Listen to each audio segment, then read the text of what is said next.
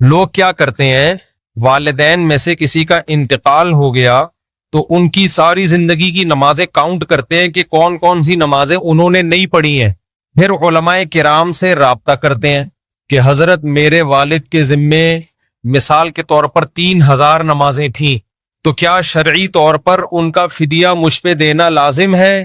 مفتی صاحب جواب میں کہتے ہیں کہ اگر انہوں نے وصیت نہیں کی اور وراثت نہیں چھوڑی تو پھر آپ پر شرعاً لازم نہیں ہے۔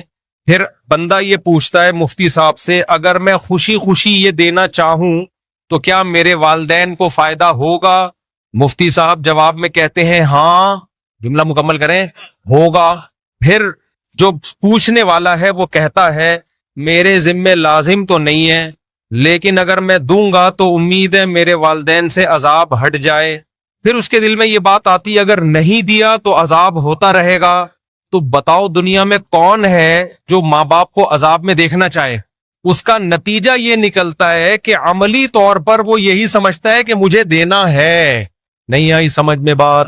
اور 4-4 5-5 ہزار نمازوں کا فدیہ 4-5 ہزار روپے نہیں ہوتا، جائیدادیں بک جاتی ہیں لوگوں کی۔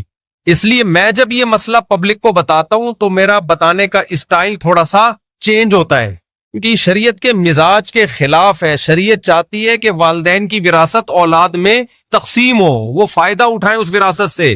تو اگر یہ حدیث میں حکم ہوتا نا اس طریقے سے کہ ماں باپ مر جائیں تو تم نے ان کی نمازوں کا کفارہ دینا ہے، اگر ہوتا تو پھر تو آپ کے پاس دوسرا آپشن نہیں تھا۔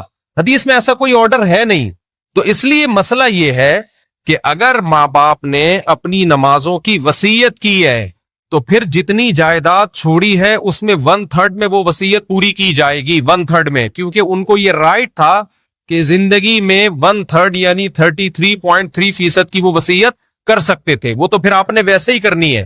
لیکن اگر انہوں نے وصیت نہیں کی ہے تو پھر آپ صرف ان کے لیے دعائے مغفرت کریں، اور جو صدقہ خیرات کی ٹوٹی پھوٹی اللہ توفیق دے دے، کسی غریب مسکین کو کھانا کھلا دیا، کسی کو کنواں کھدوا دیا، جو نارملی کرتے ہیں اس سے آگے بڑھنے کی کوشش نہ کریں، اور اپنے اوپر ایک چیز مسلط نہ کریں کہ پتہ نہیں میرے ماں باپ نے نمازیں چھوڑی ہیں تو عذاب میں نہ ہو، بس دعائیں مغفرت کریں، اس سے زیادہ نہیں، کیونکہ شریعت ہمیں تنگی میں نہیں ڈالنا چاہتی۔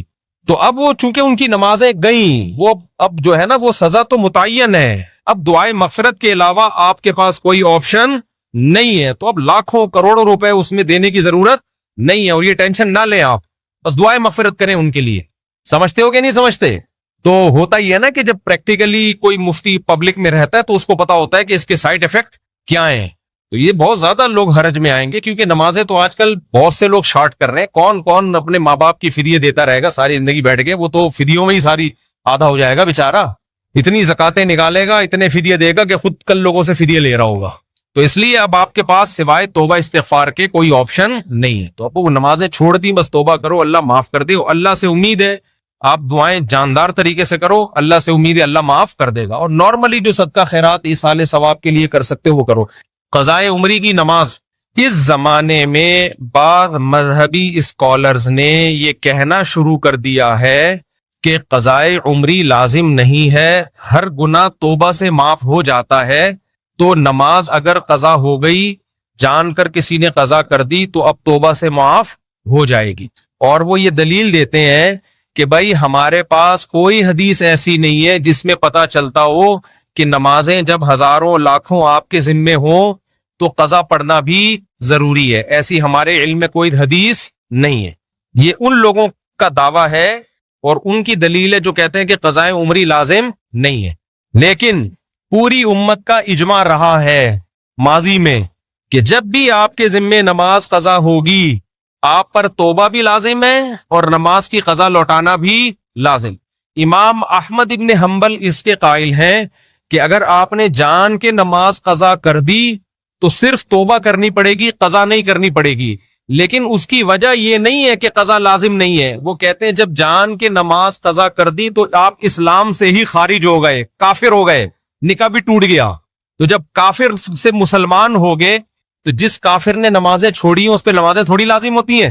تو وہ جو قول ہے نا کہ نماز جان کر قضا کی تو قضا لازم نہیں ہے، وہ ایک الگ قول کی بیس پہ ہے. وہ قول یہ کہ نماز جان کے چھوڑ دینے والا کافر ہے، تو ہم تو اس کو کافر نہیں سمجھتے، ورنہ 2-4 آدمی رہ جائیں گے جنت پہ جانے کے لیے. کیا خیال ہے بھائی؟ اور سارا دن تجدید نکاح ہی ہوتا رہے گا. آج فلاں نماز چھوڑ گئی، چل بھی دوبارہ نکاح پڑا، فلاں نماز چھوڑ گئی تو دوبارہ نکاح پڑا. مہر دے دے کے آدھا ہو جائے گا کہ نہیں ہو جائے گا؟ تو اس لیے ہم تو جمہور کے قول کو لیتے ہیں، امام ابو حنیفہ کے، امام شافعی کے، امام مالک کے قول کو لیتے ہیں کہ نماز جان کر قضا کر دینے سے کافر ہونے کے قریب تو ہو جاتا ہے لیکن کافر نہیں ہوتا. تو جب آپ اس قول کو لیتے ہیں تو پھر اس قول میں تو یہ ہے کہ جب آپ نے جان کے نماز چھوڑی تو آپ مسلمان ہی ہیں. اب جب آپ دوبارہ توبہ کریں گے تو توبہ بھی کرنی پڑے گی اور نمازیں لوٹانی بھی پڑیں گی. تو جو لوگ یہ دلیل دیتے ہیں نا کہ اس کی کیا دلیل ہے کہ اتنے سالوں کی نمازیں قضا پڑھانی پڑیں گی، قضا لوٹانی پڑیں گی، آپ ان سے پوچھا کرو کہ اس کی کیا دلیل ہے کہ نہیں لوٹانی پڑیں گی. دلیل ہمیشہ اس سے پوچھی جاتی ہے جو دعویٰ کرتا ہے. دیکھو نبی صلی اللہ علیہ وسلم نے فرمایا البینۃ علی المدعی، صحیح حدیث ہے یہ، والیمین علی من انکر. دلیل ہمیشہ اس کے ذمے ہے جو دعویٰ کرے، اور جو دعوے کا انکار کرے اس سے صرف قسم لی جائے گی، اس سے دلیل نہیں پوچھی جائے گی. میں مثال سے بات سمجھاتا ہوں، آپ لوگ کا دماغ حاضر ہے کہ نہیں ہے؟ مثال سے سمجھاتا ہوں. آپ کا نام کیا ہے؟ امیر حمزہ صاحب.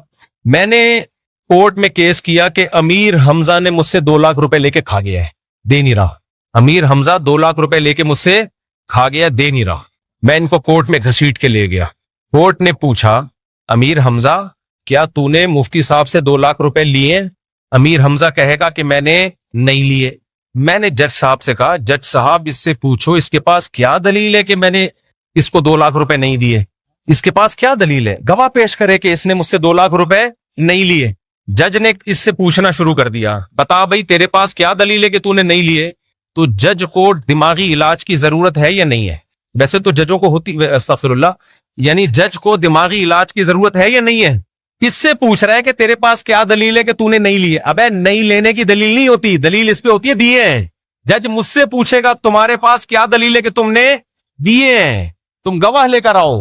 میں کہوں میں جب دے رہا تھا میرے پاس گواہ تھوڑی تھے، اس کے بولو گواہ لے کر آئے کہ اس نے نہیں لیے. ابے نہیں لینے پہ دلائل نہیں ہوتے، دلائل اس پہ ہوتے ہیں کہ میں نے دیے. ہاں میں نے 2 گواہوں سے ثابت کر دیا، جمشید اور غفار کو میں لایا، میں نے 2 گواہوں سے ثابت کر دیا کہ جج صاحب یہ دونوں گواہی دے رہے ہیں کہ فلاں تاریخ کو اتنے بج کے اتنے منٹ پر اس کو میں نے 2 لاکھ روپے دیے ہیں. اب یہ دعوے کی نوعیت چینج ہو گئی، میں نے ثابت کر دیا. اب یہ جواب میں کہہ رہے جج صاحب میں نے وہ 2 لاکھ منگل کو واپس کر دیے تھے، جج صاحب میں نے وہ 2 لاکھ روپے منگل کو واپس کر دیے. اب جج مجھ سے پوچھ رہا ہے تمہارے پاس کیا دلیل ہے کہ واپس نہیں کیے. اب یہ الٹا سوال ہو جائے گا. اب جج اس سے پوچھے گا کہ تم نے منگل کو واپس کیے، تمہارے پاس کیا دلیل ہے کہ تم نے واپس کیے، تم گواہ لے کر آؤ. اب مدعی کون بن گیا؟ یہ تو جو دعویٰ کرتا ہے دلیل اس کے ذمے ہوتی ہے. اب قضائے عمری کے مسئلے میں سمجھو خوب اچھی طرح، تبھی تو ہم کہتے ہیں مجتہدین کو فالو کرو. ابو حنیفہ، شافعی، مالک، احمد بن حنبل یہ قرآن و سنت کو ہم سے زیادہ سمجھتے تھے. آج کل کے اسکالرز کے پاس حدیثیں تو ہیں، حدیث سمجھنے کے لیے جو کھوپڑی ہونی چاہیے نا، حدیث کا مطلب سمجھنے کے لیے جو سینس ہونی چاہیے، وہ سینس مارکیٹ سے شارٹ چل رہی ہے. تو قضائے عمری پر دلیل کی ضرورت نہیں ہے. دلیل ان لوگوں سے ہم مانگیں گے جو یہ کہتے ہیں کہ نماز جب قضا ہو جائے تو قضا پڑھنا ضروری نہیں ہے، صرف توبہ سے معاف ہو جائے گی. یعنی نماز پڑھے بغیر بھی ذمے سے ساقط ہو سکتی ہے. ہم کہیں گے اس کی کیا دلیل ہے قرآن و سنت میں کہ نماز آپ کے ذمے تھی اور آپ نے نہیں پڑھی تو وہ ذمے سے صرف توبہ سے ساقط ہوگی. دنیا میں کوئی بھی چیز جو آپ کے ذمے میں ہو صرف ایکسکیوز کرنے سے کبھی بھی ساقط نہیں ہوتی. میں نے اس سے 2 لاکھ روپے قرضہ لیا، میں نے کہا منگل کو دوں گا، ٹائم منگل کا تھا، بدھ کو تک میں نے ڈیلے کر دیا تو قضا کر دیا نا. جب ایک چیز میں نے ڈیلے کر دی تو میں ایکسکیوز بھی کروں گا اور پیسے بھی دوں گا. اب یہ میرے پاس آئے کہ آپ نے پیر کا وعدہ کیا تھا مفتی صاحب، ابھی تک آپ نے میرے پیسے نہیں دی. میں سخت ٹینشن میں گیا ہوں. میں نے کہا میں بہت ایکسکیوز کرتا ہوں آپ سے، I am very sorry, I am sorry. کہہ کہ چلے ٹھیک ہے آپ نے ڈیلے کر دیا، قضا کر دیا، ٹائم پہ آپ نے پے نہیں کیا، کوئی بات نہیں، آپ اب آپ کے ذمے میں تو ہے نا، اب آپ دے دیں، میں معاف کرتا ہوں لیکن اب آپ دے دیں. میں نے کہا جب تو نے معاف کر دیا تو ساقط ہو گیا. وہ کہے گا بھائی میں نے ڈیلے کرنے کے جرم کو معاف کیا ہے, قرضہ معاف میں نے نہیں کیا. کیا دلیل ہے کہ میں نے قرضہ بھی معاف کیا ہے؟ میں کہوں آپ کے پاس کیا دلیل ہے کہ معاف نہیں کیا؟ تو یہ وہی بے وقوفوں والا سوال ہو جائے گا. کہے گا بھائی مفتی صاحب آپ کے پاس کیا دلیل ہے کہ میں نے قرضہ بھی معاف کر دیا ہے؟ تو ہم ان لوگوں سے پوچھتے ہیں جو کہتے ہیں قضا پڑھے بغیر بھی ساقط ہوتی ہے, تمہارے پاس کیا دلیل ہے کہ اللہ کا قرضہ تھا, نماز ذمے میں تھی آپ کے, اور آپ پڑھے بھی نہیں پھر بھی اللہ نے معاف کر دیے پڑھے بغیر؟ کوئی قرآن کی آیت دکھاؤ یا کوئی حدیث دکھاؤ, کیونکہ اللہ کی بات ہم تک یا تو قرآن کے ذریعے پہنچتی ہے یا نبی کے ذریعے. تو قرآن میں کہاں لکھا ہے کہ جس نے نماز جان کر قضا کر دی تو صرف توبہ سے معاف ہو جائے گی, دینا ضروری نہیں ہے, قضا ضروری نہیں ہے. اور حدیث میں کہاں لکھا ہے کہ جس نے نماز جان کر قضا کر دی صرف توبہ سے معاف ہو جائے گی؟ بلکہ حدیث اور قرآن میں الٹا لکھا ہوا ہے. حدیث میں آتا ہے دین اللہ احق ان یقضا, اللہ کا قرض اس بات کے زیادہ لائق ہے کہ اس کو ادا کیا جائے.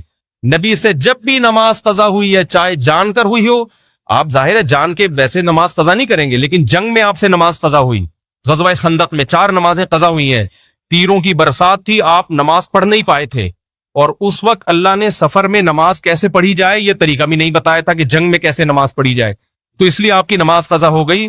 تو صرف توبہ کو کافی نہیں سمجھا گیا, 4 نمازیں قضا کی گئی ہیں پھر اگلی پڑھی گئی ہے. اسی وجہ سے امام ابو حنیفہ کہتے ہیں جب آپ سے جان کے نماز قضا ہو گئی تو نہ صرف یہ کہ قضا پڑھنا ضروری ہے بلکہ اگلی ہوگی نہیں جب تک پچھلی قضا پڑھو گے نہیں آپ.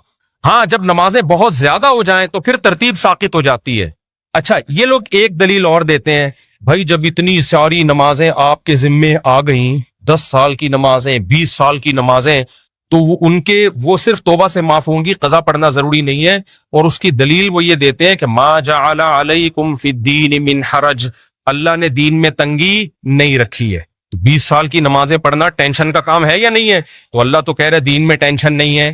اس کا جواب یہ میرے بھائی کہ ہم اگر یہ کہہ رہے ہوتے ہیں نا 10 سال کی نمازیں ایک دن میں کمپلیٹ کر لے پھر ٹینشن ہوتی. علماء تو کہتے ہیں 10 سال کی نمازیں 10 سال میں کمپلیٹ کر لو میرے بھائی. اس کی مثال ہے آپ پہ 1 کروڑ کا قرضہ آ گیا, آپ نے کہا تھا منگل کو دوں گا, اب آپ دے نہیں رہے, تو جج کہتا ہے قسطوں میں دے دے بھائی. جج یہ تھوڑی کہے گا کہ معاف, کیونکہ قرضہ زیادہ ہے لہذا معاف. جج کہے گا جتنی گنجائش ہے سورس آف انکم دکھاؤ اور اپنے ایکسپینسز دکھاؤ, اتنا بچ رہا ہے نا, یہ جو بچ رہا ہے نا یہ منتھلی ماہانہ کر کے دے دو. پوری دنیا میں لا یہی ہے کہ قسطیں باندھی جاتی ہے, معاف نہیں کیا جاتا. معاف جب ہی ہوگا جب صاحب حق معاف کر دے. تو جب اللہ کہہ دے کہ میں نے نماز ساقط کر دی ہے تو ہم کہیں گے بھائی نماز ساقط ہو گئی ہے, لیکن اب تک کی رپورٹ کے مطابق اللہ نے ایسا کچھ کہا نہیں ہے, نہ اللہ نے کہا ہے نہ اللہ کے نبی نے کہا ہے. تو حرج جب ہوتا جب علماء یہ کہتے کہ ایک ہی دن میں ساری نمازیں پڑھی جائیں گی, ایک دن میں نہیں, 10 سال کی نمازیں آپ کتنے دن میں پڑھے؟ 10 سال میں پڑھے, ہر نماز کے ساتھ ایک قضا کرنے. سمجھتے ہو کہ نہیں سمجھتے ہو؟